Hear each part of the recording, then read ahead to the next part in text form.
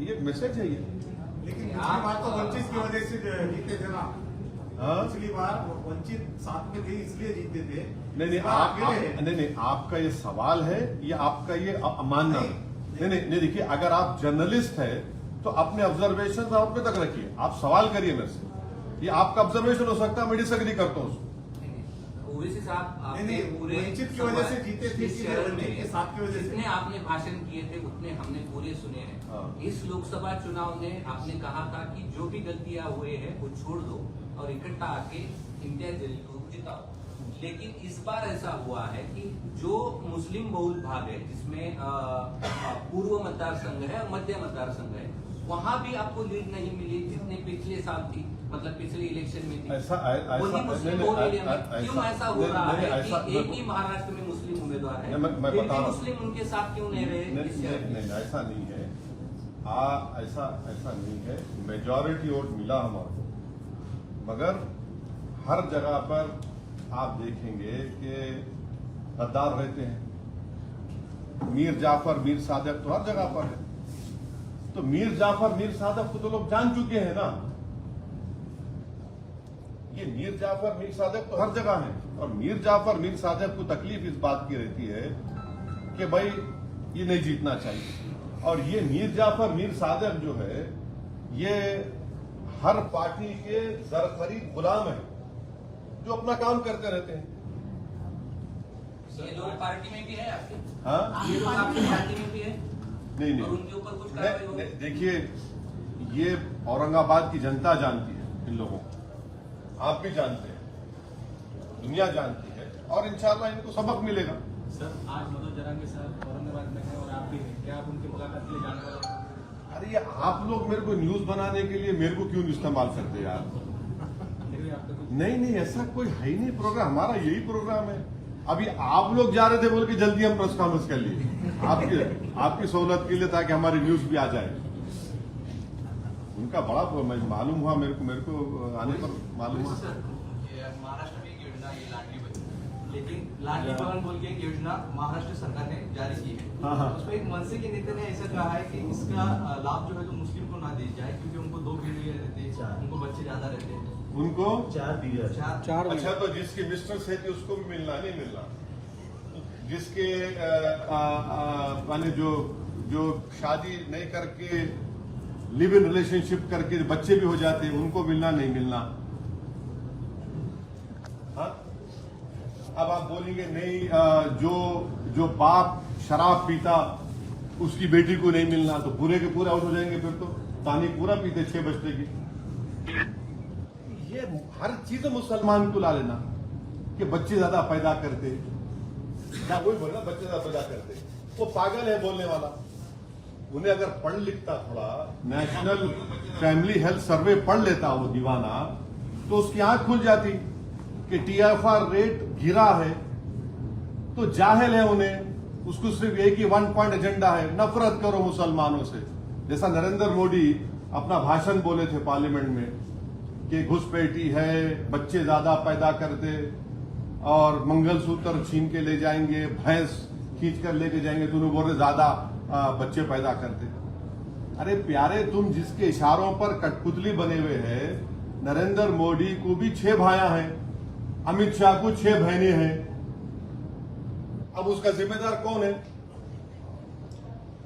अब कौन जिम्मेदार है उसका, बोलो ना। तो ये इनका नफरत है। अगर वो एम्पिरिकल एविडेंस पढ़ते तो खैर आपके जरिए से उनको ज्ञान मिल गया आज को। अभी से ममता बनर्जी कल शरद पवार से मिले, उन्होंने कहा कि भाई सरकार बहुमत में नहीं है। कौन सी सरकार? मोदी सरकार, अभी वर्तमान सरकार। हाँ। अगर कल बहुमत करने के लिए वोटिंग का वक्त आता है तो आपकी, मतलब आप एक MP है, आपकी क्या स्थिति है? मतलब आप किसके फेवर में रहें? अरे हम ही तो लड़ रहे हैं मोदी से। घुसपैठी हमारे को बोल दिए, ममता बनर्जी घुसपैठी बोले। मंगलसूत्र छीन के चोरी का हमको देने का, किसका बोले? हमको बोले, मुस्लिम कम्युनिटी को बोले। किसकी भैंस चोरी करके दी जाएंगी, चोरी का हमको बोले। अरे पूरा मुस्लिम कम्युनिटी को टारगेट करके बीजेपी ने जीता ना, जितने सीट जीते। सुनिए, सब बुलडोजर चल रहा है किसके घर पे? मुसलमानों घरों पे। 8 मुसलमानों का मॉब लिंचिंग हो गया 4 जून के बाद मुसलमानों से।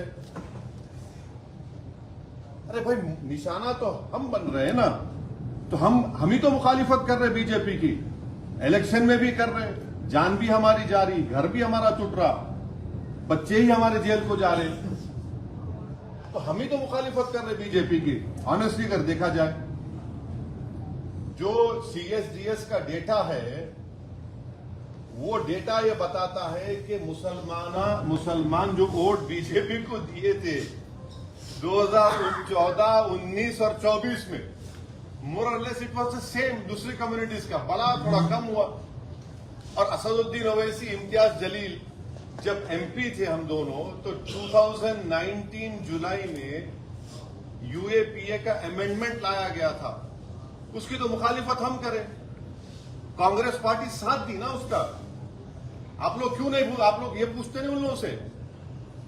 आपको पूछना चाहिए कांग्रेस पार्टी से, एनसीपी से पूछना चाहिए कि आपने UAPA क्यों सपोर्ट किया, जिसकी वजह से स्टैन स्वामी, एक 85-year-old बूढ़ा मर गया जेल में, भीमा कोरेगांव के लोग जेल में रहे, बच्चे जेल में आज भी। हम ही तो अपोज कर रहे, पार्लियामेंट में हम लोग हमेशा अपोज करें, और अगर कल ऐसा जरूरत पड़ेगी यकीनन हम बीजेपी के खिलाफ वोट देंगे, मगर हर चीज पे टारगेट तो हम है ना, नुकसान तो हमारा हो रहा।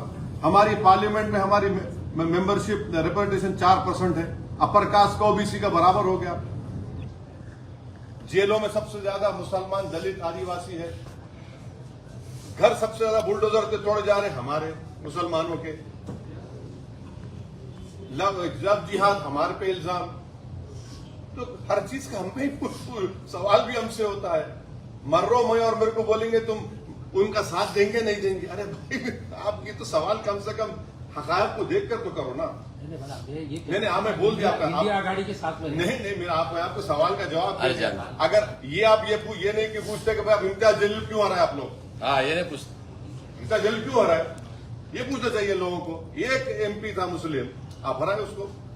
अब असेंबली में 288 के 288 सीटें हैं असेंबली के महाराष्ट्र में, आप कितने सीट देंगे?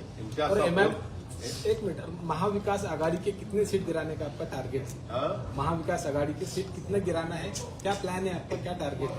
पूरे 48 लोकसभा सीट में एक मर्द खड़ा हुआ था जिसका नाम इम्तियाज जलील था, पूरे मिलके उसको हराने पे लग गए।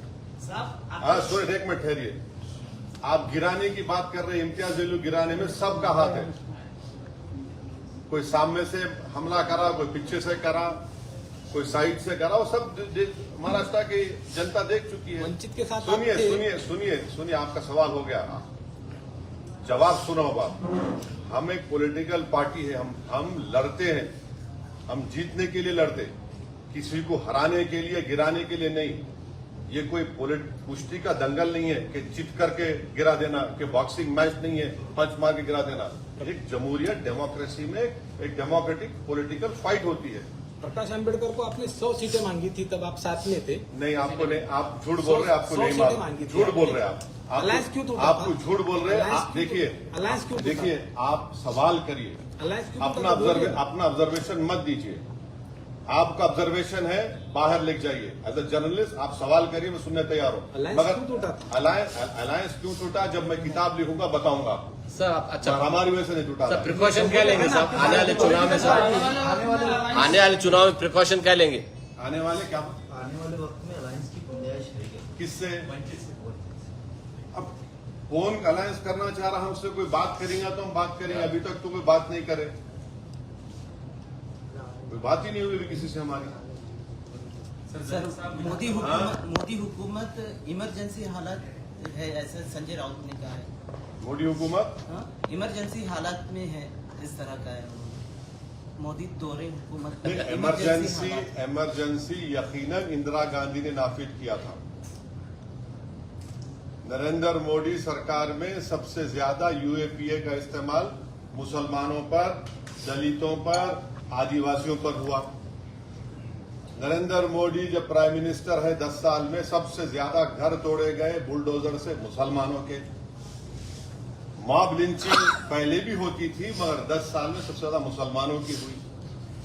जब से नरेंद्र मोदी प्राइम मिनिस्टर बने, मुसलमान एक पॉलिटिकल आउटकास्ट हो गया। अब तो सेकुलर पार्टीज भी सिर्फ बोलती वोट डाल देना, मगर कोई साथ ठहराने तैयार नहीं है। ये है रियलिटी भारत की पॉलिटिक्स। जलील साहब विधानसभा में जाएंगे या प्रेसिडेंट ही रहेंगे महाराष्ट्र? हाँ, जलील साहब इंशाअल्लाह ताला महाराष्ट्र की पॉलिटिक्स में बहुत बड़ा रोल प्ले करने वाले हैं फ्यूचर में। नहीं, अवैध साहब एक सवाल ये है कि इन फ्यूचर क्या प्लान है पार्टी का? अब ये बोल दिए ना अंकल, पूरा बोल दिए। Sir, Rahul Gandhi leader of opposition की हैसियत से अभी लोकसभा में बोल रहे हैं, सब लोग तारीफ कर रहे हैं, आप कैसा देखते हैं सर? 10 साल के बाद लीडर ऑफ ऑपोजिशन मिला है तो उनके पास स्ट्रेंथ है, उन्होंने 10% उनके पास आ गए, वो एलओपी बन गए। ये कल विधानसभा की सीटों पे संजय राउत ने चंद्रकांत पाटिल को कहा है कि अपने को फिर से एक बार साथ लाना चाहिए बीजेपी और शिवसेना से। देखिए, मैं आपको जैसा बताया ना कि आने वाले कुछ दिनों के अंदर आपको बहुत सारे बदलाव नजर आएंगे उसके अंदर। कौन कब कहाँ किसके पास जाने वाला है, कौन किसके साथ अलायंस करने वाला है। अच्छा, आप लोगों को प्रोग्राम में जाने का भी है, याद रखिए।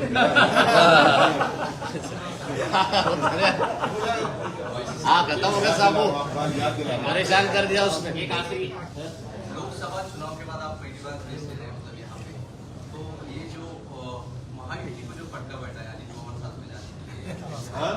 महायुति के साथ अजित पवार साथ में गए, इसीलिए महायुति की सीट लोकसभा में अच्छे खासे गिरे। तो आप कैसे देखते हैं ये महायुति सरकार को विधानसभा के अंदर? देखिए, उसमें मैं कैसा बोलूं किसी और पार्टी के बारे में। मैं तो मेरा गम बयान कर रहा हूं, मैं तो मेरी तकलीफ आपको बयान कर रहा हूं। मैं तो बयान कर रहा हूं कि किस तरह से मेरे जो ख्वाब थे, मेरी जो उम्मीदें थी, उसको सब मिलकर तोड़ने की कोशिश करें। मैं कोई मेरा गम भी तो समझे, कोई मेरे ख्वाबों को भी तो कोई देखे, कोई मेरे वजूद को तो माने। अब मैं कब तक दूसरों के बारे में बात करूं? कब तक? 50 साल हो गए, 18 लोकसभा के इलेक्शन हो गए, मैं कब तक उनके ख्वाबों को पूरा करूंगा? मैं कब तक अपने आप को खत्म करके अपने उनके महलों को तामीर की इजाजत दूंगा? मैं कब तक अपनी उम्मीदों को और अपने ख्वाहिशात को दबा दूंगा किसी और की खुशी के लिए? ये तो इंसाफ नहीं है ना, ये तो इंसाफ नहीं है। सर, दिल्ली की पॉलिटिक्स क्या बोलती है? मोदी सरकार 5 साल चलेंगी या गिर जाएगी? हाँ? 5 साल चलेंगे क्या? सरकार गिर जाएंगी मोदी सरकार? दिल्ली की पॉलिटिक्स क्या करेगी सर? एक बात सुनिए, ये जब से उन्होंने प्राइम मिनिस्टर बने 4 जून से, मैं आपको बोला कि इतने 10 से ज्यादा मुसलमानों का मॉब लिंचिंग हो गया। मध्य प्रदेश में, यूपी में कई जगह पर घरों को तोड़ दिया गया, बल्कि आप ही के बिरादरी के मीडिया के लोगों ने एक मॉब लिंचिंग को रिपोर्ट किया, तो ये नया कानून के तहत उन पे केस बुक कर दिए। तो अब फ्यूचर में क्या होता है मेरे को नहीं मालूम, मैं तो कोई जोशी नहीं हूं। मैं अपनी हथेली को देखकर तो बोल नहीं सकता, ना मैं आसमान के तारों को देखकर बोल सकता। मैं जरूर ये बोल सकता हूं कि सबसे ज्यादा तकलीफ में अगर कोई आज है तो भारत के मुसलमान हैं। वो इस बात को समझ नहीं पा रहे हैं, और समझना भी चाहिए। वोट डालने वाले बन गए, मगर उनको कोई जिताने वाले तैयार नहीं। पिछले 5 साल में अभी आप अधिवेशन में गए हुए को जाने का है ना, लोकसभा नहीं पसंद आ गया। चलो शुक्रिया शुक्रिया। एक लास्ट सवाल पूछना, अभी आप अधिवेशन में गए हुए, कौन से? अभी लोकसभा के हाँ, अधिवेशन गए ना। पिछले 5 साल आपके साथ कोई बैठता था, आप जब आप गए तो वहाँ पे याद आएगा रिएक्शन? मैं यकीनन इम्तियाज जलील मेरे को बहुत याद है। इम्तियाज जलील मैं जब वोट लिया तो मेरा वोट बड़ा फेमस हो गया पूरी दुनिया में। आप लोगों ने, आपका शुक्रिया, बहुत बहुत थैंक यू वेरी मच। मैं सुने इम्तियाज जलील मेरे को पैगाम भेजा है, असद भाई आप वोट लिए और बहुत अच्छा लिए। तो मैं उनको मैसेज करा, यार इम्तियाज तुम्हारी कमी बड़ी महसूस हो रही है। यकीनन मेरे को कमी महसूस हो रही। हम 2 थे भाई, मगर पूरों पे भारी थे हम लोग। मगर ठीक है, अल्लाह का जो फैसला है, मैं अकेला हूं, तो लड़ेंगे, कोशिश करेंगे। मैं पहले भी 15 साल अकेले था और अपनी जितनी मेरे से कोशिश हो सकती है इंशाल्लाह मैं कोशिश करूंगा, अपनी बात को रखूंगा। मगर सवाल यह है कि नुकसान किसका हो रहा है, किस कम्युनिटी का नुकसान हो रहा है, किस समाज को आप पॉलिटिकल रिप्रेजेंटेशन उनका रोक रहे हैं। इतना बड़ा प्रदेश है ये, भारत का दूसरा बड़ा प्रदेश है, फाइनेंशियल कैपिटल पूरा देश का इस प्रदेश में है, और वहां से आपका एक मुसलमान एमपी नहीं है। कौन सा सेकुलरिज्म के तुम बाने बजा रहे हैं? कौन सा मॉरल विक्ट्री ये लोग बोल रहे हैं? इनको तो आईने में अपना चेहरा देखकर बोलना चाहिए moral victory. What moral victory is this? ये मॉरल विक्ट्री नहीं है, this is victory of Hindutva, this is victory of majoritarianism. ये है सच्चाई। बस हो गया, बस चलिए, अभी हमारा मीटिंग है।